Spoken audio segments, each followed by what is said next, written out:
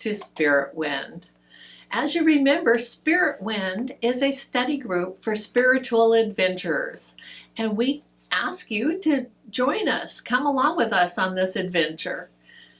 We meet every Wednesday at 5:30 at Unity of Auburn and have different topics every month. So today we're going to review what we discussed last month and give you a preview of next month's topic.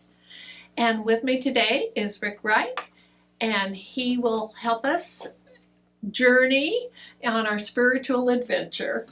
And so, Rick, what did we talk about last month at Spiritwind? Well, last month we looked at the history and the meaning of the tarot, meaning tarot cards, where they came from, and so forth. Well, how did you even get interested in this? Well, to tell you the truth, I never was interested in them till about 1990 when I first started a Spiritwind group. And at Spiritwind,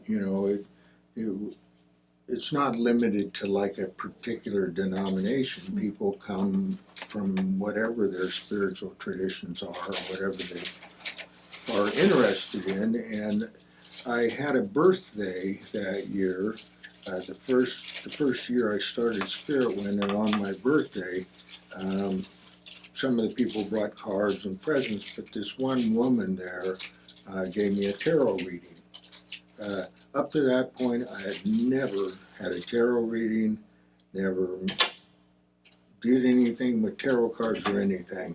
But I was very fascinated at the accuracy of the reading, and she is the one that ended up teaching me how to use the cards and that. I ended up later, because of my interest in it by that time, when I was doing my doctoral studies, I did my doctoral studies on the history and meaning of the tarot, and it was published in 2023 as a book called Tarot Meditations Inspired by Creation Spirituality. Oh, so you linked the tarot cards to creation spirituality. Yes. Well, this must mean that there are some spiritual elements to the cards. Oh, yes. Yes. Okay. And so, can you give us a little bit of that kind of history? Yeah. So, I wanted to start just giving you a history of where the cards came from, and then kind of where they took a left turn. Or right turn, I don't know what turn they A turn. call it. It was a turn anyway. See, because originally the cards were used just for playing a game. It was a game that they played. And in fact, the first name of the tarot cards were Trifani, which means triumphs or trumps. Oh, so they had suits, just like our regular playing cards? And then they had this extra 22 picture cards, and those were trump cards. Oh, so when you played the game, you could trump them. But anyway, they first appeared in northern Italy, in Milan, in the mid-1400s. And that has been documented. It was... first deck that we've been able to ever find was called the Visconti deck, and it was commissioned by the Duke of Milan, and his name was Visconti. Anyway, so after that, the tarot spread after the mid-1400s. They spread by the 1500s to France, and France is where it really went wild. But it wasn't for 300 years after that it was anything else than a game. Oh. I mean, up to that point, it was just a game that people played. Uh-huh. And so so at this point, I'm showing the fork in the road where it became an occult thing. and I think most people, when they see tarot cards, they associate them with the occult. Oh, right. So this is Right. why how that happened. It began with a Protestant pastor of all things, who was named Antoine Court de Geblin, and he lived from 1728 to 1784. He had been ordained in Switzerland, but lived most of his life in France, and his note of fame was he wrote this 3-volume set that in English is called The Primitive World. And in it, in this 3-volume set, is the first essay that was ever written on the tarot. And I can say that he was totally wrong on every point he made in his essay. It was totally fanciful in that he saw that the cards were of Egyptian origin when they came from Italy, not Egypt. And so he interpreted the cards in Egyptian way. In fact, he said the word tarot, what it really means is the royal road, because in Egyptian, tar means royal, the road, and ro means royal. Then he says cards like the chariot were Osiris, the Egyptian god Osiris riding a chariot. And Typhon was the devil, and the goddess was Isis, depicted on the star card. So anyway, he brought in all this Egyptian stuff that really had nothing to do with the real origin of the cards. So the next person came in was this name. His name they called him. It's kind of a nickname. They called him Atea, which was his first name backwards. And anyway, he lived from 1738 to 1791, and he was the first one to use tarot cards for fortune telling. And anyway, he wrote a book, and they wrote these really long titles on books in those days. And he wrote a book, Atea, or A Way to Entertain Oneself with a Pack of Cards. Okay. That's the oldest printed account we know of a method of reading the cards.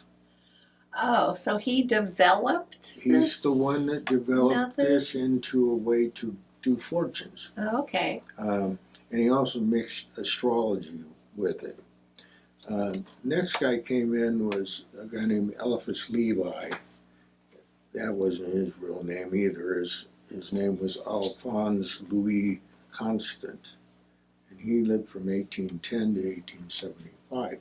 He was actually a Catholic deacon, and he had 1 year until he was to be ordained a priest, at which time he confessed that he was in love with a girl in the class he was teaching, and he was told he would have to give her up or he wouldn't be ordained. And he refused to give her up, and so that was that. Now, what he's famous for is he was the first one to mix tarot with the Kabbalah. Oh. And Kabbalah is the mystical system, or however you want to look at it, within Judaism.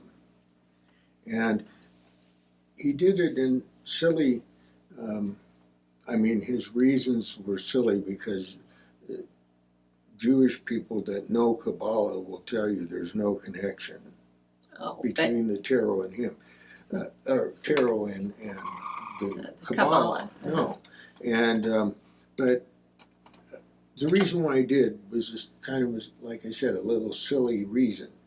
Okay, there's 22 letters in the Hebrew alphabet, and there are 22 cards of the picture cards, the trump cards, The major arcana. And from that, he thought that they related somehow. they related, and he had a whole system based on that, how you could, he wrote this, the most grandiose statement I ever heard on the tarot. He says, an imprisoned person with no other book than the tarot, if he knew how to use it, could in a few years acquire universal knowledge and would be able to speak on all subjects with unequaled learning and inexhaustible eloquence. All of this from just reading the From tarot cards. Yeah. Okay. That sounds interesting. That was very grandiose. Yeah. And one last one I'm going to mention in the development of the tarot through history is that there was a magical lodge right in the early 1700s is when Freemasonry began, and a number of lodges started to pop up after that. It became very popular. People like Benjamin Franklin was a Mason. A lot of people were Masons in those days. That Protestant pastor, Antoine Court de Guesclin, was a Mason. Anyway, this was a magical lodge. It was called the Hermetic Order of the Golden Dawn. It had people like William Butler Yeats was a member of it, and some other people. And the ones I wanted to single out was two. One was Arthur Waite. He was a translator, writer of poetry and books on the occult, and a woman in it, because it was a co-ed lodge. They had women as well, and the woman I wanted to single out was named Pamela Coleman Smith. Now, she was born in London of American parents, and she studied at the Pratt Art Institute in Brooklyn, which is a famous school, and she was a member of the Golden Dawn. The two of them, Arthur Waite and Pamela Coleman Smith, got together and created what is still to this day the most recognizable, most famous, most sold tarot decks there are. It was originally called the Rider-Waite deck because the publisher was Rider and he wanted his name on there. Pamela Coleman was given no credit, and so in these days, with equality, they call it the Smith-Waite deck or the Waite-Smith deck. So. All right. Well, any closing words? I know that we discussed what the meanings of each of the cards were and went through some readings and all of that. It was a very interesting month in discussing the tarot. And I would just want to emphasize the tarot is not of the devil, as people think. One time I was doing a reading when I used to do it professionally, and a woman came in with a friend who had an Israeli friend who was visiting. She was an Israeli Christian, and I asked her if she wanted a reading too because her friend wanted a reading. Mm-hmm. And she says, no, I'll have nothing to do with that. And I said, why? And she says, because the devil's in it. And I said, so is the devil in the Bible a lot more. The devil card's only once in the tarot. So, anyway. Well, I think that kind of wraps up the tarot for last month. So now let's get into what our new topic will be for the month of August. And what we're studying, we're looking at a very amazing woman who lived back in the 1800s, who was a great spiritual leader. Her name originally was, I should say, Mary Caroline Page, or Caroline Page, depending on how you pronounce it. And she was born on August 6, 1845. Now, her mother called her Mary Caroline, but her father called her, I don't know why, but he called her Myrtle. And she liked Myrtle better, so that's what she stuck with, and so she went her whole life being called Myrtle. She was a dreamer, and where I said her name was Mary Carolyn Page, she was born in Pagetown, In Ohio? which is 30 miles north of Columbus, Ohio. Oh. Mary's parents had two of her siblings two of them were faithful Methodists, her parents and two of her siblings. Mhm. And they all joined the Methodist Church. She, however, decided not to. And I got to hand it to her parents that said, okay, if you don't want to join, you don't have to. Because in those days, usually you did what your parents did. Yes. Yeah. And the reason why she didn't join is her older sister, who also didn't join, said that she could not become a Methodist because they believed in hell. And she couldn't belong to any church that preached it. That's what her sister said. Uh-huh. So Myrtle, I should say, ended up saying, quote, "I marvel that my wonderful mother, who loved so devotedly, could have worshipped a God who punished or took the lives of children." And the interesting thing is, you'll find out later on, she pretty much went to Methodist churches her whole life. Oh, but And just wasn't a member. Yeah, and I can understand I think a lot of people like that, for instance, in Catholic churches, they don't go hardly ever, but they still call it their home. Oh, right. There's roots there or something. Mm-hmm. Anyway, she had tuberculosis from a young age, and finished high school during the Civil War. In 1867, she enrolled in Oberlin College, and I can tell you that is a very good college, and it's still around, Oberlin. And I had one of my minister friends, a woman, who went to Oberlin for undergraduate work and spoke very highly of it. But anyway, after she went to Oberlin, she got her teaching's license. She was going to be a teacher. She received a position in Clinton, Missouri, but not long after she lost the job, the doctors told her they forbade her to teach because she had tuberculosis, and they suggested she should move somewhere where they had dry climate. Mm-hmm. So they moved to Denison. She moved to Denison, Texas, and when she was there, they had a book club.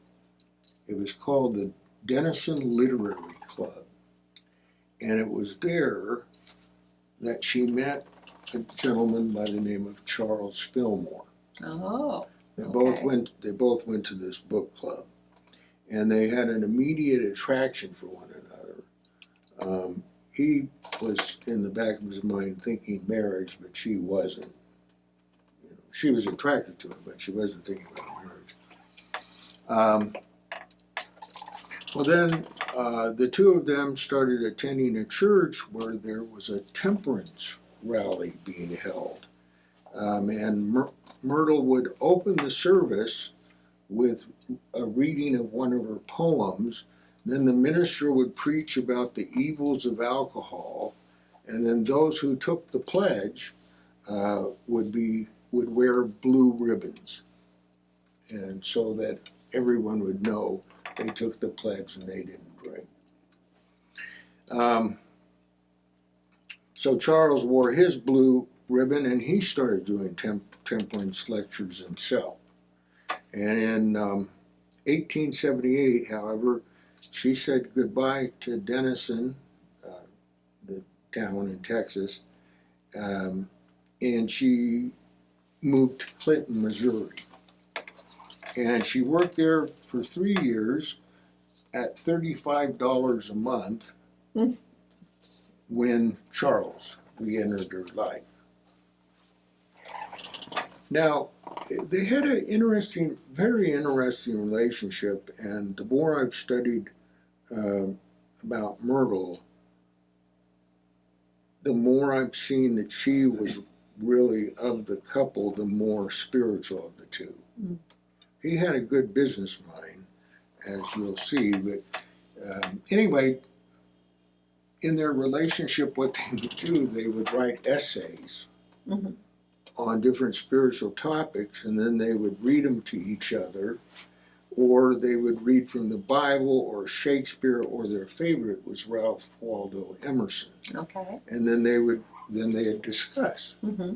But listen what she had to say to him after they did these discussions. She said, "You question my orthodoxy. Well, if I were called upon to write out my own creed, it would be a rather strange mixture. I am decidedly eclectic in my theology." So I interpret that to mean she was a little bit ahead of him spiritually, and in her study and her thinking. Was this kind of the time of some other New Age thinking that was going on too? Yes, and we're going to come to that in a minute, and I'll tell you about what was going on. So anyway, the next place, they finally got moved on March 29th of 1881, and they moved to Pueblo, Colorado, and Charles worked in real estate and as an assayer. He was he was a visionary from an economic point of view. Okay. See, you got to have money with the spiritual thing, or you don't get very far. You see. Anyway, they ended up having 3 sons. The first one was Lowell Fillmore, and he was named after James Russell Lowell, who was a poet and writer. The second was named Waldo Fillmore after Ralph Waldo Emerson, and both James Russell Lowell and Ralph Waldo Emerson's had been Unitarians, and they were, at the present time, what they called Transcendentalists. Okay. Then they later had a third son named John Royal Fillmore, and he ended up dying fairly young. I mean, he was married at the time and that, but he still died young. I can't remember how old, but anyway, then they settled into Kansas City. And this is kind of where it's going to go, Kansas City. And once they were settled in there, he opened another real estate office.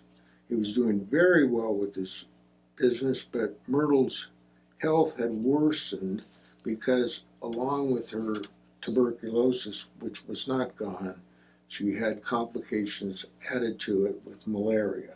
Oh my goodness. And the doctors told her that there was very little they could do for her, and that she had a very short time to live.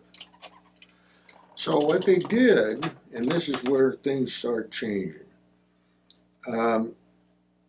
instead of focusing on dying, she and Charles went to a lecture of a guy named Dr. E.B. Weeks, who had been taught by Emma Curtis Hopkins, who was the foremost spiritual teacher of her time.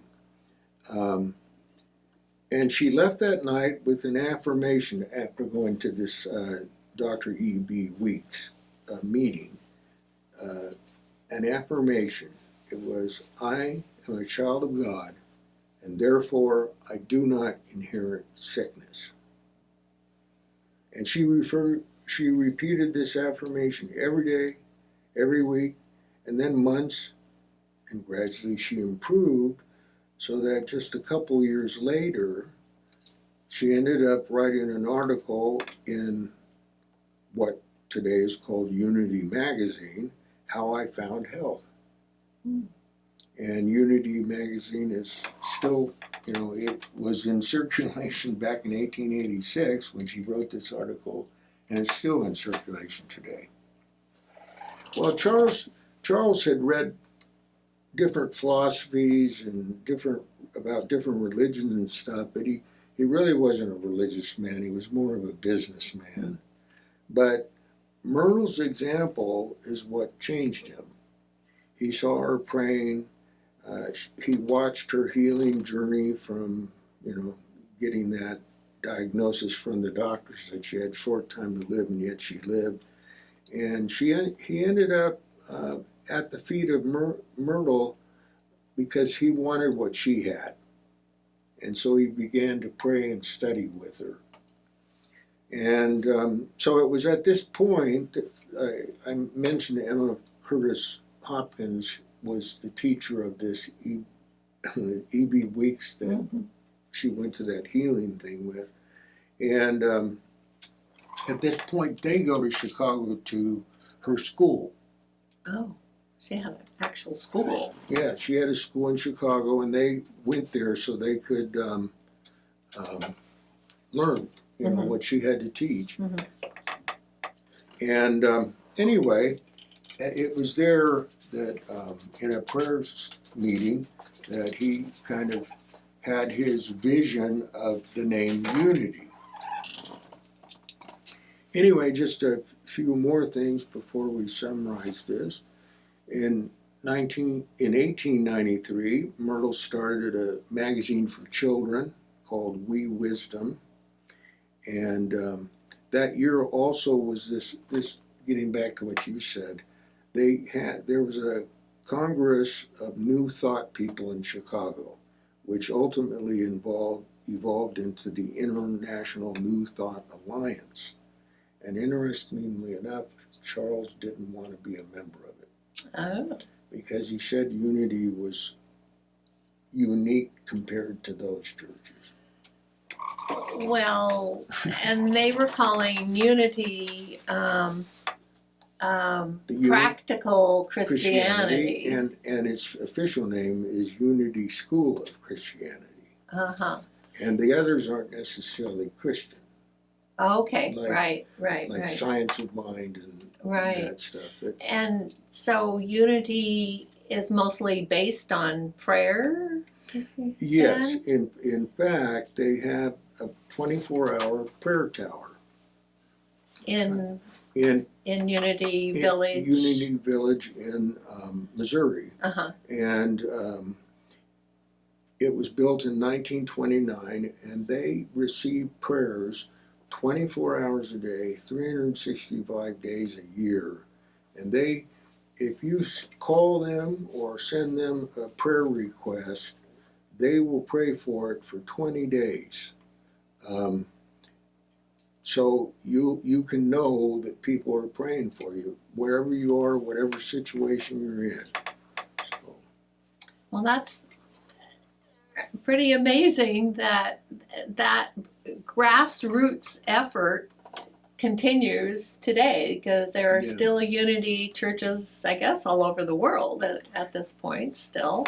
Yeah, they have their centers outside of Kansas City, and they have 1,300 acre campus. And and just one last thing. Myrtle ended up dying at the age of 86. And that was 47 years past when they said she would die. So it kind of sounds like prayer may be a good thing. Yeah, it definitely worked in her life. Right. Yeah. Well, I want to invite people to come and hear more about the life of Myrtle Fillmore and get to discuss this with us. Again, we have our classes every Wednesday at 5:30, Unity of Auburn, 1212 High Street. Come, it's free, it's an open discussion, and we invite everyone. See you there.